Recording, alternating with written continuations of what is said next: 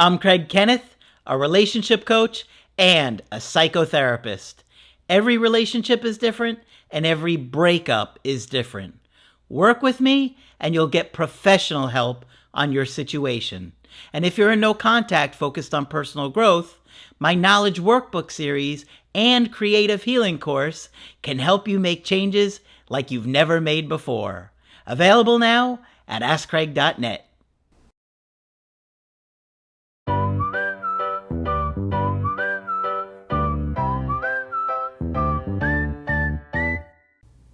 Hi there, I'm Coach Craig Kenneth. And I'm Coach Victoria. And in this video, we're going to be talking to you about Silence Brought Them Back, Part 2. So why do I say Part 2? Well, this is actually a follow-up to a video that I did a while ago called Silence Brought Them Back. And I remembered this situation because there were some unique things that happened in it. So when I did this email coaching, I was like, oh my gosh, I remember this situation. So this is from a woman in her early 50s that was dating another woman in her mid 30s. Now, this is what they said. They said, I wrote to you back in January of 2023 when I broke up with my ex. After about a year and a half years of silence, I received an email from my ex in July of 2024, which is when I wrote to you again in August of 2024. So we had done 2 prior email coachings, and they were a while ago. Since that time, I have been focusing on my life, although I still miss her, but I have never reached out to her. On the other hand, she would reach out to me from time to time through text. Every 1 or 2 months, she would text me with some random stuff. There's that breadcrumbing we talk about. For example, she'd recommend a drama that she watched, which she said reminded her of me. She'd ask me about my mom or niece because she thought of them often, missed them, or they appeared in her dreams sometimes. Ooh, the subconscious says a lot. And wished me a happy birthday in October, even though I stopped wishing her one since we broke up. In all these texts, I just responded casually with a short reply to say, we're fine, and thanked her because I didn't want to ignore her completely when she reached out, despite not being clear about her intention. So that'd be frustrating. If you heard from your ex every couple months, it's like, I would at some point set a boundary and say, look, I'd say, do you want to get together? And if they said no, I'd say, please reach out to me when you want to get together. I don't want to keep hearing from you. It's really frustrating when the conversations are fruitless. You just feel like, okay, where is this going? Does this person just want to see that I'm still interested or they still could have my attention? So it can start to feel over time like you're not getting much out of this. And for them, it might just be entertainment. You start to question things. So I get it. Yeah. And the thing about this situation is that this other woman that keeps reaching out is in a relationship. Oh. So she's got a girlfriend. Yeah. So that makes it even more frustrating. Okay, so she said, attached is some of the texts that I still kept, while I've deleted those from early 2025, as I did not want to be reminded of the breadcrumbing at the time. So she sent some of the text messages, but we're not going to go through them. Yesterday, she took the courage to call me for lunch, and so we met for lunch today. Okay. So she did end up. They did go to lunch together. Now remember, this other woman is in a relationship. You have to consider that. How they can treat somebody else is how they can treat you. Yeah. Now, I think the deal is that her current girlfriend lives in another country. Okay. So, but you shouldn't be reaching out to your ex to meet up for lunch when you have a girlfriend. I decided to meet up because I'd grown so much emotionally since we broke up, thanks to many videos, email coaching, and your workbook that I completed over the years. It was a pleasant meetup, and after lunch, she suggested we go for a walk. We spoke for about 2 hours. She shared that all this time, she had never forgotten me. She thought of me every day. Every once a year, she would drive by my place, but dared not to come to see me because she didn't want to be selfish. She continued her studies here in the country that they're at because she wanted to know that my sacrifice for us did not go to waste. Now, remember, this email coaching was from like a little bit more than a year ago. Something to do with the woman in this email sacrificing for her ex so she could go to school or something like that. And so I think that's what they're referring to. You can go back and watch the original video. What was it? Silence Brought Them Back? I think that's the original title. But here we have it. She's got a girlfriend, and she's saying... confessing all of these feelings Yeah. and things that she's had for, it sounds like, quite a while. That never forgot you. I think about you every day. Wow. Consider, we talk about the avoidant attachment style and the Phantom X, right? So we don't know how much this woman has triangulated in her new relationship while fantasizing about her ex to kind of create some distance between her and that new person. We don't have enough information to say if she would have left her current girlfriend that she would suddenly be ready for a close, connected, healthy, long-lasting relationship with this woman either. No, for sure. She told everyone, including her current girlfriend, that she'll forever be grateful to me. I'm sure her girlfriend loves to hear that. In her current relationship, she can see herself better in a reverse role in the sense that when she was with me, I was the stable one and was consistently advising her to improve herself. But back then, she didn't appreciate that. In her current one, she was the more stable one because her current girlfriend suffers from a bigger trauma and relies very much on her. She missed home with me. Could you imagine hearing this from your ex? You think about me every day. You haven't forgotten me. I feel like you're my home. It's like, then why are you with this other person? And I can't imagine being the girlfriend. Yes, I'm so grateful for my ex. I'm going to meet up with them for lunch and just tell them. I don't know how honest she is with her girlfriend. Probably not. Probably be quite painful for the girlfriend to know that this is going on. I don't think she told her girlfriend I don't think so that they went to lunch. If she knew, I think it would be incredibly painful. All right, let's go on here. Okay. She then apologized for loading me with all this heavy stuff, but she is currently in a bind. She's at a loss. She realized that she had been delaying her grief. Very interesting to hear someone say that. After 2 major losses at the same time, her father and me in the past few years. She had been trying to distract herself with many things, including taking care of everyone else's needs above her own. But it came back to haunt her. I just listened, and at the end I told her that after so long, I've moved on, but I trust she is now happy with her own choice. She admitted that she is happy with her current girlfriend, as she has been very patient with her, as they tried to meet each other every 6 months, being in a long-distance relationship. That's tough. Yeah, so can you imagine her new girlfriend? She only sees her once every 6 months. Brutal. That's tough. Sometimes she feels guilty that she kept using her as an emotional punching bag. However, she knows she cannot afford to lose another person and doesn't want to repeat the same mistakes.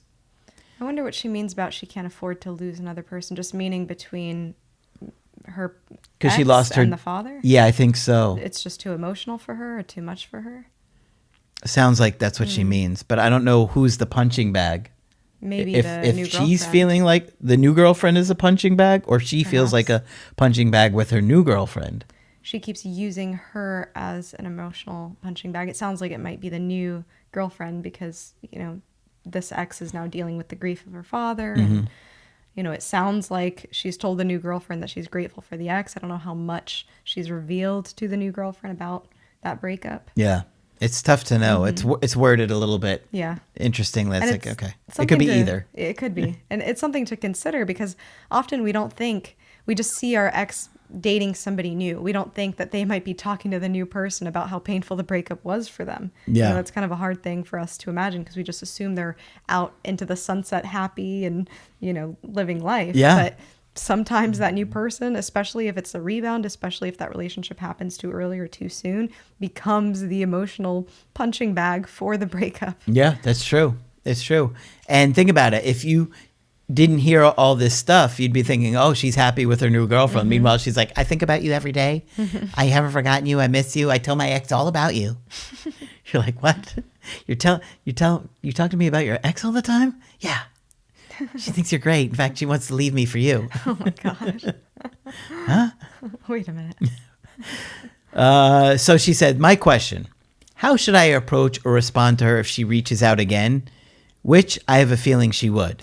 You know what? I think she responded very well at the lunch. You know, when she had kind of set the boundary there and said, you know what, I'm moving on. I'm doing what I can to heal. It sounded like she had a very respectful response. I think most people would probably fold like a lawn chair in those situations and say, oh my gosh, I've been missing you too and I want this so bad, despite her having a girlfriend. But I think she, you know, held herself there with respect. Yeah, I agree. There's a little bit more, and then I want to get back to that question. I do not want to be the one comforting her when she is still in an existing relationship. I am not her therapist. Totally agree with that. I don't know if I am skeptical or if she's being genuine or selfish in coming back to me with a diarrhea of her emotions after she decided to go with someone else. Very important to consider. At the same time, I do not want to lose my chance of getting back with her if she has come to the realization that she chooses to repair our relationship. I'll just say I can tell that she was the more stable one, even in the way that she's handling this breakup. You know, her ex is coming to her, telling her all of these like emotionally charged things, and she's the one being like, how can I go about this in the most, you know, sane, healthy, reasonable way? And, you know, there's a couple different ideas you could go with here. Number one, she could say to her next time she reaches out, look, you're in a relationship. Why don't you get back to me if things don't work out and you're single? You could do it that way. Or you could meet up with her one more time, have a good time, have a good interaction with her, and then say it then. So, because sometimes people want to have an opportunity to show off how they've changed and grown and that they're a lot more relaxed and fun and playful. And so it gives off a good impression. But I think I would do it either one of those two ways. Obviously, you know, it's not quite right that she has a girlfriend, but that's on her, not on the email writer. It's on the ex who's in the relationship to dictate what is right or wrong for her relationship.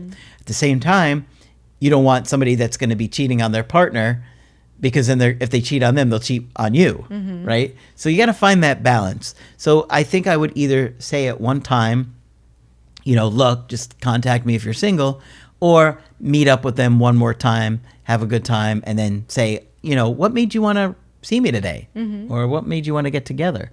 And then if she says, oh, I thought we could be friends or whatnot, you could say, well, look, I can't be friends with you. Yeah. I don't know if I would meet up with her, but I definitely would have some of those conversations and just ask some of those more challenging questions. Because ultimately, I think she's right. You know, if she were to leave her new girlfriend to return back to this relationship, is she now going to vent about the last girlfriend to her? So I do think there needs to be some kind of boundary here to let her know, hey, these are the things that just aren't okay with me and don't work with me. When you're in a place where you're emotionally available and you're single, you know, then we can reconsider these. But, you know, I challenge you to think about why this stuff is coming up now, why, you know, you felt it was important to tell me at this point and not when you were single and sooner. Yeah. Well, Right. I don't know how much of a gap there was, because I mean, that coaching was from a while ago between her and this new girl, or I don't remember that component of it. But the bottom line is, you're going to have to set a boundary sooner or later. Either you set it now and say, reach out to me if you'd like to get together and you're single, or meet up one more time to have a good time, leave a nice, good impression, and then do it then and there. You know, because maybe towards the end of the date you say, or not the date, but the meetup, or you say, so, you know, I'm a little confused. You have a girlfriend right now. What made you want to meet up? Yeah, what's going on? And then, you know, you get some information. And if she says, you know, I mean, it depends upon what she could say. A lot of different things. She could say, if it were me, I would want to know if the girlfriend knows that she's meeting up. Great Does question. your girlfriend know that you're here? Does your girlfriend know that you're talking to me? Great question. Because that could kind of show, okay, this is what this person is capable of. This is what they could do to me with her, with somebody else. So I would want to know how she's acting and kind of what her judgments are. Yep, that's a great question. So those would be the one or two different ways that I went about it. You know, obviously, you're not the one that would be cheating or up to no good. That would be on her. But at the same time, you don't really want to participate or act like that yourself. But, you know, maybe one meetup to get some more information and then leave a good lasting impression would be okay. But anything beyond that, I would say, okay, you don't want to go any further than that. And I wouldn't be so worried about this concept that, you know, you might lose this chance forever. It sounds like she has a lot of feelings towards you. It sounds like there is a lot of attachment there. This person might be more avoidant. I just see that she's in this like longer distance kind of relationship. So thinking about the ex. I don't really know what her attachment style is there. I don't want to make any huge judgment, but it sounds more on the avoidant side. So just something to consider, that this could be a perpetual pattern of using my past relationships or exes or whatever it might be to be a barrier between us. And also considering, you know, the grief aspect is there too. We know that grief can be a part of breakups, can, you know, complicate relationships in their own way. So consider that as well. You know, people act very wonky after grief. So just things to consider. You definitely want to be careful because you don't know how much he's even changed or grown. And, you know, her reaching out to you and, you know, you don't know a lot about that new relationship from what I gather. I know they're only seeing each other every 6 months or so. Yeah. Maybe that's not enough for her. And obviously the right thing to do would be to end it. And that's what you want to see is that she's going to act appropriate here. And that's another thing. If she does meet up, let's say they go to lunch again or something, and she finds out the information and it looks like the ex is being shady to her current girlfriend, that might be enough for her to say, you know what? Now that I see her doing this, I don't want to give this another chance. Yeah. So she needs some more information, but you definitely want to be careful because she's got a girlfriend. She's talking to her girlfriend about you. She's saying kind of inappropriate things to you when she has a girlfriend. So just be careful. Keep your eyes open. Yep. And it sounds like you're trying to move with integrity here. So I'd say keep that up, have those boundaries in place. You know, you don't want to get back into a relationship where now you're still the one that's like the quote unquote stable one. And now you're kind of setting up that structure for her, right? You need her to be independent and be able to make her own decisions about those things too. Yeah. One thing is for sure, you left a lasting impression on her, that even though she's got a girlfriend and she's been with them for a year and a half, she's still thinking about you all the time, missing you, and really values you. All right, so hopefully this one's been helpful to you. If you want to get our help personally, you could do that on my website, askcraig.net. I do email coaching and I do Zoom calls. Coach Victoria is also available for Zoom calls. I'm here whenever you'd like to chat. Just click on her name at the top of the website to schedule with her. That's it for this video. I'm Coach Craig Kenneth. And I'm Coach Victoria. And we will talk with you soon.